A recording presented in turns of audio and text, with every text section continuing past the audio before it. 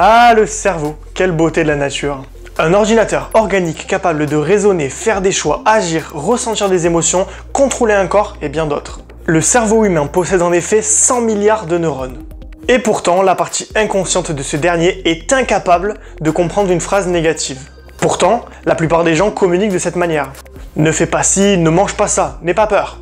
Et ça, notre subconscient, il a du mal. De ce fait, quand vous dites à votre copine « n'oublie pas tes clés », si elle n'est pas 100% concentrée et avec vous, son cerveau inconscient entendra « oublie clés ».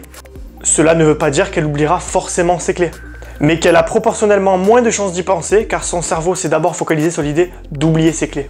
Il est donc préférable d'utiliser une formulation de type « pense à prendre tes clés ». Les mots qui ressortent sont « pense » et « clés ». Le message passe donc beaucoup plus fluidement. Ce constat, aussi dérisoire qu'il puisse paraître à première vue, est très important dans l'éducation parentale. Lorsque vous demandez à un enfant de ne pas courir, le mot courir lui est pourtant renvoyé. Et ce dernier risque de continuer car c'est le message que vous lui avez transmis. Allez, on va essayer ensemble. Ne pensez pas à un éléphant rose. Vous pensez à quoi? Un éléphant rose. Car d'un point de vue cognitif, le cerveau a d'abord besoin de se forger l'image de l'éléphant rose pour ensuite intellectuellement comprendre la négation. Cela lui demande un effort supplémentaire. Si je vous dis plutôt « pense à rien », quelle est la probabilité pour que vous pensiez quand même à un éléphant rose? Quasi nulle. Car vous n'avez pas besoin de faire référence à une situation inverse pour vous faire comprendre. Un enfant qui court peut aisément être rappelé à l'ordre avec une phrase de type « marche lentement ». Si vous souhaitez tester, mettez-vous en équilibre sur une jambe et demandez à l'un de vos proches de vous répéter en boucle « ne tombe pas ».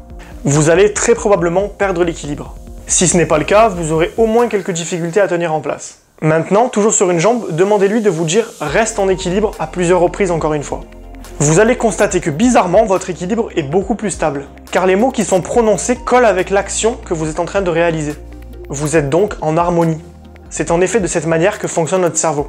Il ne stocke pas les informations comme nous le pensons. Il fonctionne par association d'idées et déforme les informations. Il a besoin de formulations positives avant de passer à l'action.